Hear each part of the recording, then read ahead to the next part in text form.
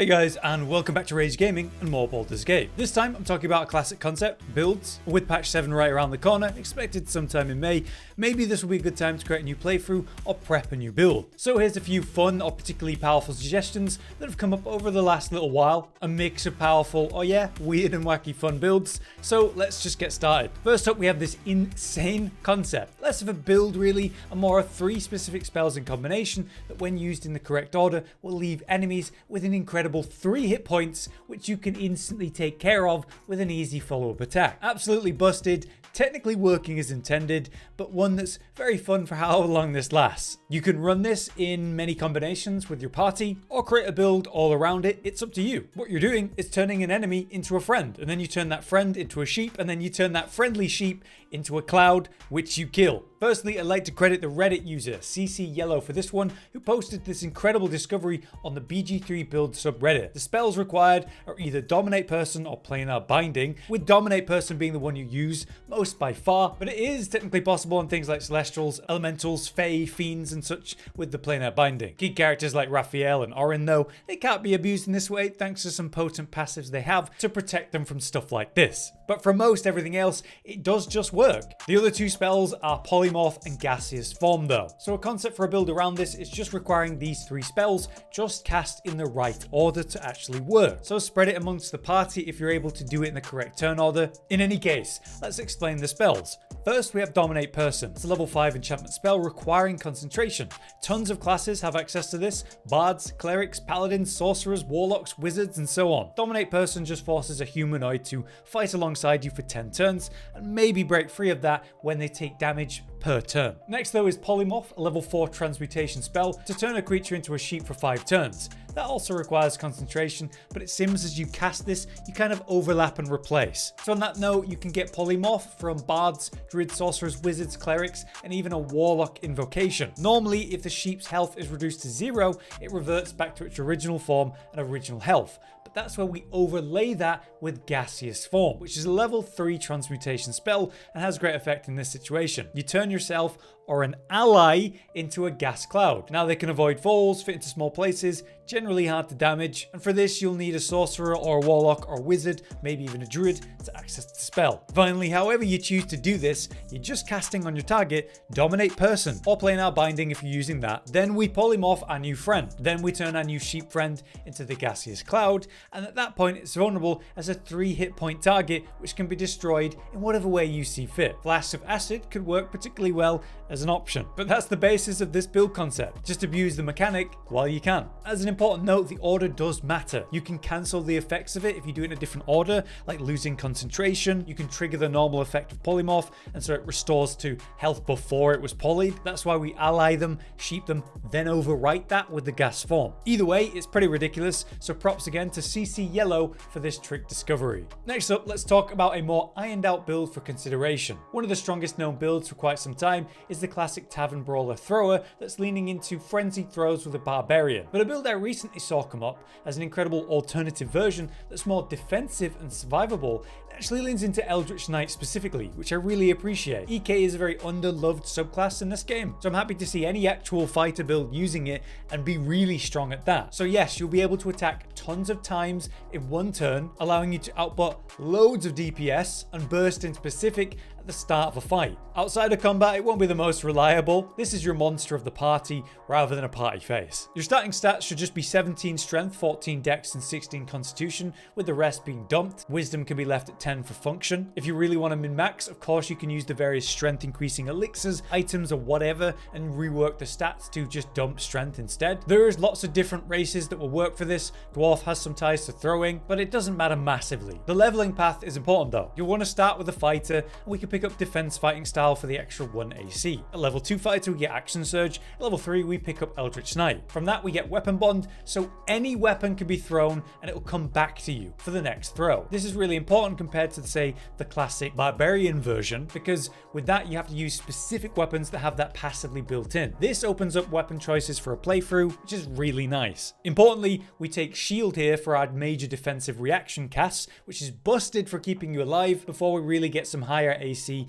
in the later game. Also, you could take Long Strider or Enhanced Leap, or vice versa later on, for your movement purposes. A level 4 fighter now, it's Tavern Brawler time, the busted passive that's going to double the attack rolls with your thrown weapons, which is how this is so strong. Here we'll take the +1 to strength to get you to 18 strength if you're not using the elixirs. Level 5 fighter, that's extra attack. 6, that's an extra feat, so we push the strength to 20. At 7, we're wanting a Cleric. If we pick the War Domain, we get the War Priest passive. That means extra attacks as a bonus action once per day, and that works on thrown weapons. So that's where your burst begins to really skyrocket with the extra attacks that you're able to get from the different sources. Here we start to see the difference between the Berserker Frenzy version, because here we have shield and all these extra attacks and utility options. For example, we can pick up Sanctuary for defense, or Bless for a more offensive kind of concentration use, since we're not really using concentration outside of this. From here, we pump the rest of the levels back into fighter, since we want a level 11 fighter for extra attack there. This means we'll eventually pick up another feat, which we'll want to take alert, so we're high in the turn order. But overall, that brings us to 11 fighter and 1 cleric, netting us that improved extra attack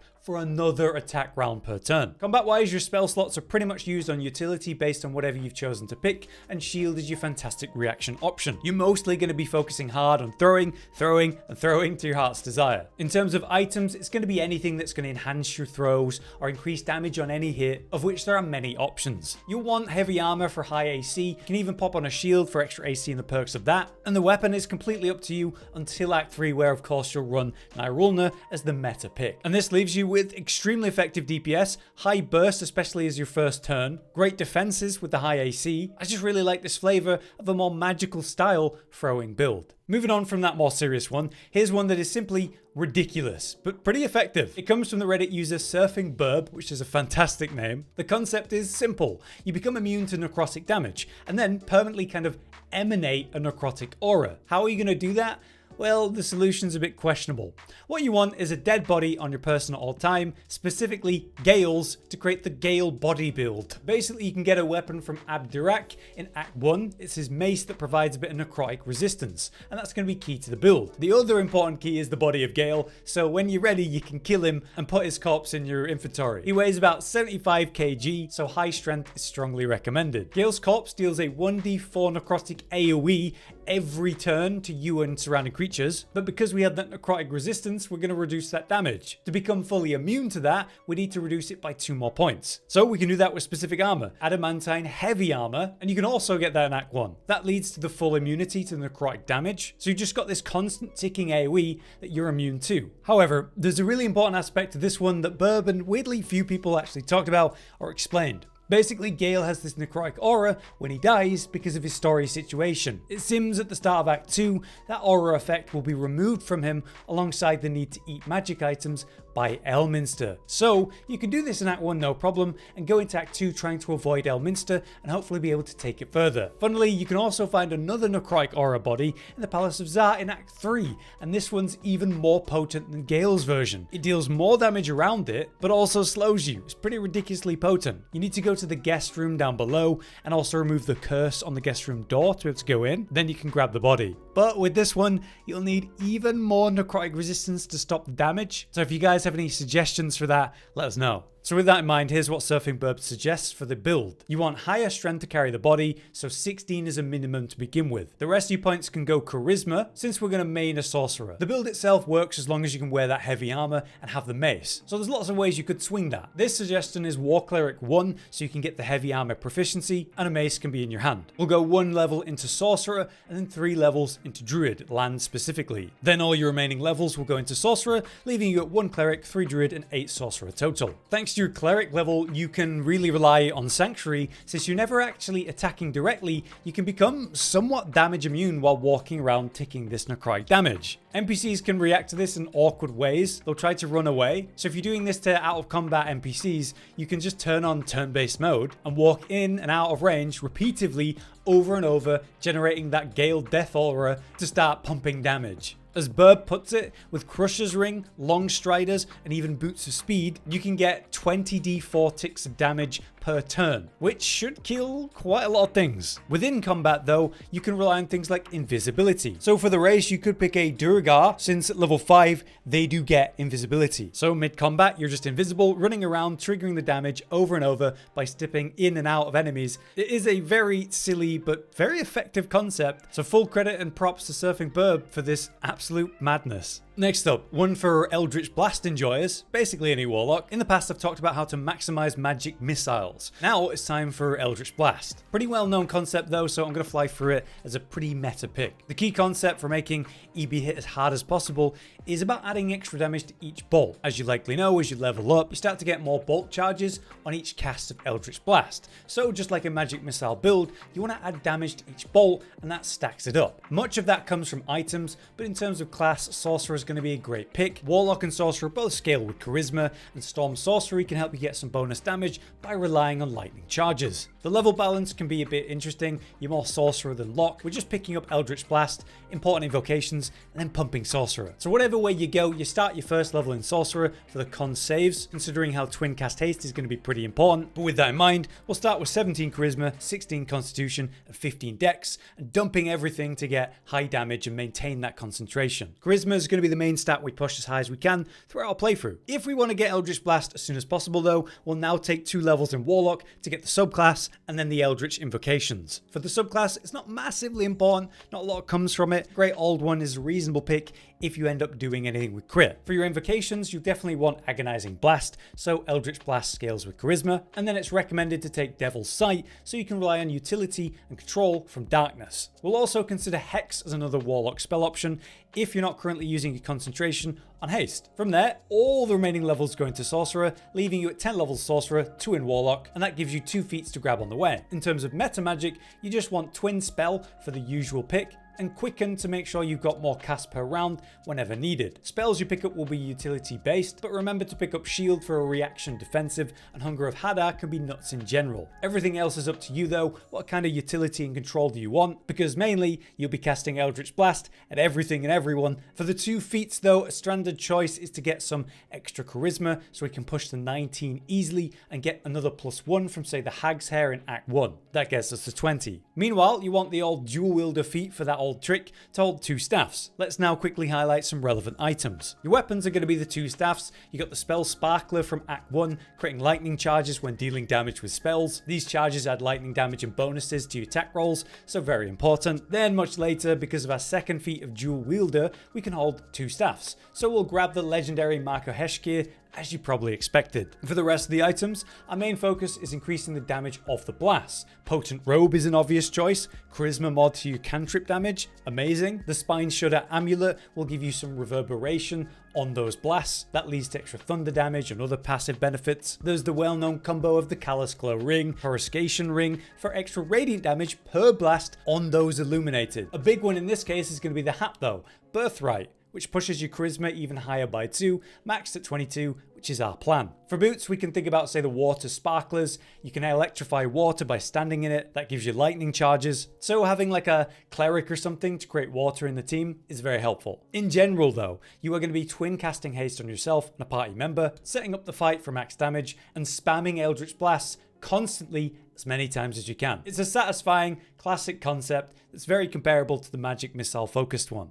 But if you don't want to do Warlock and you don't want to do Magic Missile, there's another version. Using the same concept, we are using Scorching Ray to burn everything and everyone many times per turn. Scorching Ray fires 3 rays of fire out for a level 2 spell. If you upcast it, it will get an extra ray, and then the higher level you upcast it, the more rays. That's the basis of any of these builds, right? Magic Missile hits, Eldritch Blasts of many blasts, and now Scorching Ray. With it being a very similar concept though, I'll just fly through it. To run the build, you need 6 levels into Sorcerer. That's because of the Draconic Bloodline subclass. You want to go Fire Ancestry. Level 6, you increase the damage of fire spells and also become a bit resistant to it. So Scorching Ray being the core, this just works amazing. With items, we can heavily rely on the Hat of Fire Acuity. This provides Arcane Acuity when dealing fire damage, which grants that +1 bonus to spell attack rolls and spell save DC. Each ray that lands will stack this up and up, so it forms another kind of center of the build. Around that is the classic gear pieces that I've just explained. You want the dual wield feat to hold 2 staffs. That could be Spell Sparkler and Marco Heshkir again, but Rhapsody's also a well-known choice. Again, it's the Spine Shudder Amulet to generate reverberation, the ring combo of Coruscation and Callous Glow, the Water Sparkers for boots for the lightning charges. Now you're applying Radiant Orb each time you do damage with a ray. There are many ways you can just add potent damage to ticking damage with spells, and it's become a very popular build concept using the same principles as, say, the Eldritch Blast one we just discussed. The other remaining 6 levels could go into whatever multi-classes you'd like, or you could just even pure Sorcerer it. Personally, I really like these kind of builds, and it's cool to see how many meta options there actually are. But there you have it, a set of different builds to consider, perhaps in a playthrough with patch 7. If you guys have any other suggestions yourself, maybe something weird or fun, or just powerful, you can let us know in the comments. But for now, I've been Hollow, you've been you, thanks for watching. Josh, Cotton, and Hollow with the videos, dropping the humor like a hammer on your tippy toes, bringing entertainment on a daily arrangement to take our insanity and turn it into entertainment. Yes, I said entertainment twice, to reiterate that it is nice to look into your faces on a mostly daily basis when you let us in your homes to make the whole world a stage. Goodbye.